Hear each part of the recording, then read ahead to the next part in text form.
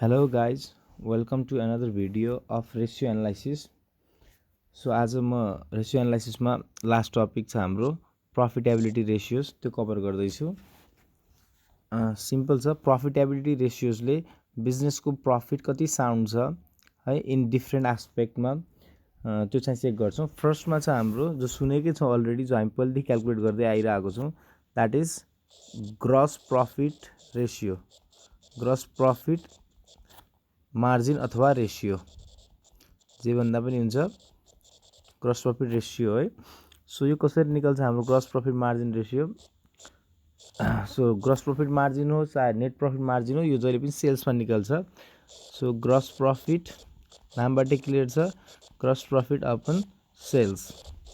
So यो पर्सेन्टेजमा आउँछ जहिले पनि। जस्तै मानौँ फर इक्जाम्पल बिजनेसमा प्रॉफिट कमाउनु हो 50,000, ग्रस प्रॉफिट कमाउनु हो 50,000 है, र सेल्स भएको थियो 5 लाख। सो यो भन्न सक्छौँ कि हामीले ग्रस प्रॉफिट मार्जिन कति रहेछ, 10% रहेछ। सो मानौँ ग्रस प्रॉफिट 5 लाख 50,000 हामी यो ट्रेडिङ एकाउन्टबाट निकाल्न सक्छौँ है ग्रस प्रॉफिट। अनि सेल्स कति भएको छ यो पनि ट्रेडिङ एकाउन्टमै हुन्छ। सो सेल्स मानौँ 5 लाख भएको छ भने चाहिँ so you have earn the 10% gross profit margin. पर्सेन्टेजमा हेर्न सजिलो पर्छ। अब कुनै बिजनेसले 5 लाख कमायो, 10 लाख कमायो, 20 लाख कमायो भन्दाखेरि एब्सोल्युट फिगरले केही पनि हामीलाई आन्सर कन्क्लुजन दिँदैन। सो कम्पेरिजन गर्दाखेरि मेरो कम्पनीले 10% कमायो, अर्को कम्पनीले 12% कमायो, अर्को कम्पनीले 15% कमायो। सो कुन कम्पनी राम्रो भन्दाखेरि पर्सेन्टमा कम्पेयर गर्न सजिलो हुन्छ हामीहरूलाई। सेकेन्डमा छ net profit margin, net profit ratio अथवा नेट प्रॉफिट मार्जिन। सेम, अब हामी प्रॉफिट एन्ड लस एकाउन्ट अथवा इन्कम स्टेटमेन्टबाट हामी नेट प्रॉफिट निकालिहाल्छौँ। So net profit upon sales, यो पनि सेम, कति प्रॉफिट कमाउनु भयो, कति सेल्स गरेर है। सो यसमा मैले एक्सप्लेन गर्नु बढी ठान्दैन। थर्ड रेशियो छ हाम्रो operating profit ratio, operating profit ratio. So operating profit भनेको थाहा छ हामीलाई, सेल्सबाट अपरेटिङ एक्सपेन्स घटाएपछि हामीलाई के आउँछ, operating profit. So operating profit ratio equals to operating profit upon sales, operating profit upon sales. Operating profit भनेको के हो, EBIT, earning before interest and tax, earning before interest and tax, EBI अथवा PBIT जे भन्नुहुन्छ है, profit before interest and tax. त्यसलाई हामी के भन्छौँ, अपरेटिङ प्रॉफिट भन्छौँ। यो इन्कम स्टेटमेन्ट बनाउनु भएको छ भने चाहिँ त्यहाँ थाहा हुन्छ हामीलाई, sales minus cost of good sold less operating expenses गरेपछि हामी त्यहाँ इबिआइटी आउँछ। अनि त्यसमा non operating expense, interest non operating expense हो, फाइनेन्सियल एक्सपेन्स हो, त्यही भएर इन्ट्रेस्ट र ट्याक्सभन्दा अगाडिको जुन इन्कम आउँछ त्यसलाई नै हामी के भन्छौँ, operating profit. Operating profit means आफ्नो रियल बिजनेसबाट कमाएको प्रॉफिट है। ओके, फोरमा छ अब हाम्रो basic earning power ratio, basic earning power ratio. Basic earning भनेको प्रॉफिट, अर्निङ मिन्स के हो, प्रॉफिट है, earning means profit. So profit basic earning हो, बिजनेसको बेसिक अर्निङ भनेको नै त्यही इबिआइटीलाई नै मान्छौँ हामी। इबिआइटी अपन अर्निङ भनेको इबिआइटी प्रॉफिटै हो, earning before interest and tax होइन, upon power divided by power. Power कसले जनाउँछ, कुनै पनि मान्छेको पावर कसले जनाउँछ, एसेटले है। सो इबिआइटी अपन एसेट, यसको फर्मुला यस्तो भन्छ। सो बेसिक अर्निङको पावर रेशियो। सो पावर कहाँबाट मान्छेले डिराइभ गर्छ, एसेटबाट। जोसँग जति बढी सम्पत्ति छ त्यति बढी पावर मानिन्छ। So basic earning power ratio equals to EBIT upon asset. यो कुरा इबिआइटी हामी इन्कम स्टेटमेन्टबाट, एसेट मिन्स सबै एसेट है, करेन्ट एसेट होस् चाहे फिक्स एसेट होस् चाहे इन्भेस्टमेन्ट होस्, सबै एसेट। सो सिम्पल छ। अब आउनुहोस् point number 4, point number 5, return on asset, return on asset. त्योभन्दा अगाडि म तिमीहरूलाई कबाएर के भन्छु, रिटर्न भनेको रिटर्न मिन्स अल्सो प्रॉफिट है। सो यति भनेको सबै एउटै कुरा हो, तपाईँलाई बुझाइदिन्छु। रिटर्न भन्नु है, नेट प्रॉफिट भन्नु, नेट इन्कम भन्नु, अकाउन्टमा यो टर्महरू युज हुन्छ अकाउन्ट र फाइनेन्समा। नेट इन्कम भन्नु, प्रॉफिट आफ्टर ट्याक्स भन्नु अथवा अर्निङ आफ्टर ट्याक्स भन्नु, यो सबै एउटै कुरो हो है अकाउन्ट्स र अथवा फाइनेन्समा। रिटर्न भन्नु, नेट प्रफिट भन्नु, नेट इन्कम भन्नु, प्रफिट आफ्टर ट्याक्स भन्नु र अर्निङ आफ्टर ट्याक्स भन्नु एउटै कुरा। So return on asset, so simple छ, return means net profit. Net profit कहाँबाट आउँछ हाम्रो इन्कम स्टेटमेन्टबाट, net profit upon asset. Asset means all asset, current asset, fix asset चाहे अथवा इन्भेस्टमेन्ट होस्, सो अल एसेट है। सो रिटर्न अन एसेट सजिलै छ। लास्ट ल सेकेन्ड लास्ट भनौँ, 6मा छ हाम्रो return on equity. Return on equity, equity भनेको इक्विटी सेयर क्यापिटल होइन, इक्विटी मिन्स सेयर होल्डरको कम्प्लिट पैसा है, सेयर होल्डरको कम्प्लिट पैसा। सो रिटर्न मिन्स त्यही again net profit upon equity, upon equity. So equity भनेको थाहा छ, इक्विटी भनेको मैले अलरेडी योभन्दा अगाडिको टपिकमा डिफाइन गरिसकेको छु। इक्विटी मिन्स सेयर होल्डरको कम्प्लिट पैसा, त इक्विटी सेयर क्यापिटल होस् चाहे प्रिफरेन्स सेयर क्यापिटल होस्, अनि यो त यिनीहरूले लगाएको पैसा भयो, सेयर क्यापिटल भनेको लगाएको पैसा भयो।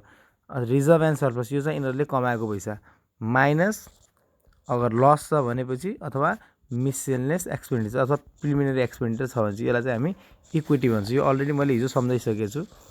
सो इक्विटी मिन्स यो भयो। So return on equity. अर्को छ अब हाम्रो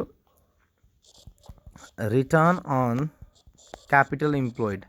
return on capital employed, capital employed. So return भने अगेन त्यही net profit upon capital employed, capital employed. So capital net profit भनेको हामीलाई थाहा छ, क्यापिटल इम्प्लोइड कसरी निकल्छ हाम्रो, क्यापिटल इम्प्लोइड भनेको मालिकको पैसा प्लस लोनको पैसा। सो मालिकको पैसा मिन्स इक्विटी है, इक्विटी हामीलाई निकाल्न आइहाल्छ माथिबाट, इक्विटी हामीलाई माथिबाट निकाल्न आइहाल्छ, इक्विटी भर्खरै भनिहालेँ, equity plus long term liabilities. So long term liabilities हाम्रो के पर्छ, बोन्ड्स, डिभेन्चर, ब्याङ्क लोनहरू पर्छ है। सो लङ टर्मलाई जो लाइबिलिटी 1 वर्षभन्दा बढी लगाएर तिर्नुपर्छ। So this is capital employed.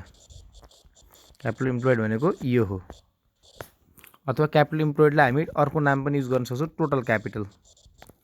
Total capital भन्नाले एक त मालिकले लगाएको पैसा, एक त ऋण लिएको पैसा, त्यसलाई हामी क्यापिटल इम्प्लोइड पनि भन्छौँ। अब आउनुहोस् 7 नम्बरमा earning per share. Earning per share very important ratio. यो चाहिँ म इक्जाम्पलबाट जस्टिफाई गर्छु तपाईँहरूलाई। मानौँ कम्पनीमा 1000 सेयर होल्डर छन्।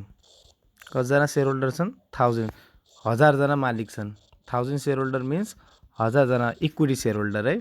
अर्निङ पर सेयर जहिले पनि इक्विटी सेयर होल्डरको लागि नै निकल्छ, प्रिफरेन्स सेयर होल्डरको लागि अर्निङ पर सेयर निकल्दैन, किन कम्पनीको मेन मालिक भनेको इक्विटी सेयर होल्डर हो।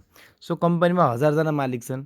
सो अर्निङ पर सेयर भन्नाले एकजना मालिकले कति कमायो, अर्निङ पर सेयर एकजना मालिकको हिस्सा कति लाग्यो। फर इक्जाम्पल मालिकहरूले नेट प्रफिट कमायो, बिजनेसमा नेट प्रफिट भनेको त मालिकको हो नि है। नेट प्रफिट कसरी निकल्छ, सम्पूर्ण खर्च अरूलाई तिर्यो, जस्तै स्यालेरीको खर्च तिर्यो, एडभर्टिजमेन्टको तिर्यो, सबै गर्यो, जो नेट प्रफिट त्यो मालिकको पैसा। मानौँ 1 लाख रुपियाँ कमायो, मानौँ योपालि कम्पनीले प्रफिट कति कमायो, 1 लाख रुपियाँ। सो एकजनाको भागमा कति हिस्सा लाग्यो, 10 रुपियाँ या फिर 100 रुपियाँ, 100 रुपियाँ लाग्यो सरी। सो एकजना मालिकको हिस्सा कति लाग्यो, 1 लाख रुपियाँ 1000जना बाँड्नुहोस् त। So 1 lakh divided by 1000। So एकजना मालिकले अर्निङ पर सेयर कति गर्यो, 100 rupees. So this is known as earning per share. So earning per share हाम्रो कसरी निकल्छ, EPS equals to net income upon number of equity shares, number of equity shares हो। कहिलेकाहीँ यहाँ अब यो त मेन मालिक हो, कहिलेकाहीँ यहाँ प्रिफरेन्स डिभिडेन्ड पनि माइनस गर्नुपर्ने हुन्छ, प्रिफरेन्स सेयर होल्डरको डिभिडेन्ड पनि, किनभने चाहिँ प्रिफरेन्स सेयर होल्डरको पनि पैसा दिनुपर्ने हुन्छ हामीले, अनि लास्टमा जो बच्छ त्यो इक्विटी सेयर होल्डरको पैसा हो है। नेट प्रफिट भनेको दुइटै मालिकको पैसा हो, इक्विटी सेयर होल्डरको पैसा पनि हो, प्रिफरेन्स सेयर होल्डरको पैसा पनि हो। सो मानौँ यही क्वेसनमा मानौँ कम्पनीले नेट प्रफिट 1 लाख कमायो र प्रिफरेन्स सेयर होल्डरलाई मानौँ 8% प्रिफरेन्स सेयर थियो 5 लाख रुपियाँको है। यसको मिनिङ यहाँबाट हामी निकालेर देखाइदिन्छु म। नेट इन्कम कति छ, नेट इन्कम हाम्रो 1 लाख छ, 1 लाख कमाएको। सो 1 लाखमा प्रिफरेन्स सेयर होल्डरलाई कति दिनुपर्ने हो? 8% ब्याज दिनुपर्ने हो। सो 5 लाखको 8% ब्याज कति हुन्छ? 40,000। सो 1 लाखमा 40,000 प्रिफरेन्स सेयर होल्डरको हिस्सा हो। सो बाँकी बचेको 60,000 कसको? इक्विटी सेयर होल्डरको। यही त हो नि, 1 लाख कमाएको थियो, 1 लाखमा 8% त प्रिफरेन्स सेयर होल्डरलाई दिनुपर्छ। प्रिफरेन्स सेयर होल्डरलाई दिइसकेपछि बल्ल मेन मालिकले पैसा बाँड्न पाउनुपर्ने हो। सो 40,000 प्रिफरेन्स सेयर होल्डरलाई दिइसकेपछि बाँकी 60,000 कतिजना सेयर होल्डरको पैसा हो? 1000 इक्विटी सेयर होल्डरको पैसा हो। सो एकजनाको हिस्सामा कति आयो? 60 per share. So this is known as earning per share. एकजना सेयर होल्डरले 60 रुपियाँ कमाउनु भयो भन्न खोजेको।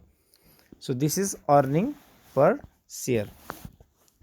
लास्ट रेसियो पनि यहीँ कभर गरिदिन्छु म। हुन त मार्केट भ्यालु रेसियो भन्छौँ हामी, मार्केट भ्यालु रेसियोमा एउटै लास्ट। सो अलग्गै केही पढाउनु, यहीँ कभर गरिदिन्छु म। कहिलेकाहीँ यो पनि हुनसक्छ, डिभिडेन्ड पर सेयर पनि यहीँ क्यालकुलेट गरिदिनु। डिभिडेन्ड पर सेयर पनि सिकिहाल्नुहोस्। डिभिडेन्ड पर सेयर, डिपिएस पनि भन्छ जसलाई हामी सर्टकटमा। यो कसरी निकाल्छ? जति डिभिडेन्ड बाँट्यो, dividend upon number of share, number of share. For example कम्पनीले, जस्तै यही क्वेसनमा, अघिको क्वेसनमा इक्जाम्पलमा इक्विटी सेयर होल्डर कति थिए? सेयर होल्डर कति थिए? 1000 सेयर होल्डर थिए। 1000 इक्विटी सेयर होल्डर है, 1000 थियो। सो मानौँ कम्पनीले डिभिडेन्ड 20,000 बाँट्यो। डिभिडेन्ड कति बाँट्यो? डिभिडेन्ड रुपिस कति बाँट्यो? 20,000। यो भनिदिएको हुन्छ। सो एकजना सेयर होल्डरको हातमा कति डिभिडेन्ड भाग लाग्यो? 20 रुपियाँ है। सो 20,000 कतिजनालाई बाँडेको? 1000 जनालाई बाँडेको। सो एकजनाको हातमा कति लाग्यो? पर सेयर एकजनाकोमा। सो यहाँ निकाल्यो भने चाहिँ कसरी निकाल्छ? 20,000 डिभाइडेड बाई 1000। सो एकजनाकोमा ₹20 भाग लाग्यो। Simple. So this is known as dividend per share. Dividend per share भनेको 20,000 त पुरै सेयर होल्डरलाई बाँटेको। सो एकजनाको भाग कति लाग्यो? डिभाइड बाई 1000, जतिजना मालिक छन्। सो लास्ट रेसियो आजको price earning ratio. Price earning ratio यो पनि सेयर मार्केटको लागि त धेरै काम लाग्छ। अहिले म क्यालकुलेसनमा सिकाइरहेको छु। प्राइस मिन्स मार्केट प्राइस, सेयरको प्राइस है, सेयरको market price, market price. Earning means यहाँ चाहिँ इपिएस है। So market price per share, MPS भन्छु, जसलाई हामी सर्टकटमा लेखिदिन्छौँ यसलाई MPS. MPS means market price per share divided by EPS. So तपाईँलाई क्यालकुलेटै गर्दै, मानौँ कुनै सेयरको, मानौँ मसँग नबिल ब्याङ्कको सेयर छ। त्यो नबिल ब्याङ्कको सेयरको आज मार्केट प्राइस 200 रुपियाँ छ है। नबिल ब्याङ्कको मार्केट प्राइस कति छ? 200 रुपियाँ छ। सो नबिल ब्याङ्कको अर्निङ पर सेयर मानौँ 50 रुपिस छ है, 50 रुपिस छ। सो यो आयो 4 टाइम्स। यसको अर्थ के हुन्छ? 4 रुपियाँ लगानी गरेर है, 4 रुपियाँ लगानी गरेर हामी 1 रुपियाँ कमाउन सक्छौँ। 4 टाइम्स मतलब एकचोटि एउटा अर्निङको बराबर 4 गुणा बढी त्यसको भ्यालु बढ्छ। अब यो इन्टरप्रिटेसन अलिक पछि सिक्न, पहिला क्यालकुलेसन नआइकन इन्टरप्रिटेसन सिकाउनु गाह्रो हुन्छ। So this is all ratios about profitability. Profitability र मार्केट भ्यालु मैले रेसियो यसमै कभर गरिदिएँ। So it's very simple. सो यो हेर्नु होला, रेसियो एनालाइसिस यहाँबाट क्लियर हुन्छ। अब हाम्रो केही डिओ पोइन्टहरू भयो, डिओ पोइन्ट फर्म भयो, अनि डेप्ट इक्विटी र डेप्ट एसेट रेसियोको सर्टकट फर्मुला छ। अब यो चाहिँ तिमीहरूको +2 बिबिए, बिबिएस, बिएचएमको लागि कमन थियो, यो गरिदिए। अब जसको जो स्पेसिफिक पोर्सन छ, त्यो स्पेसिफिक पोर्सन कसैलाई डाउट पठाउनु होला मलाई, अनि म त्यसमा कभर गरिदिन्छु। Have a nice day.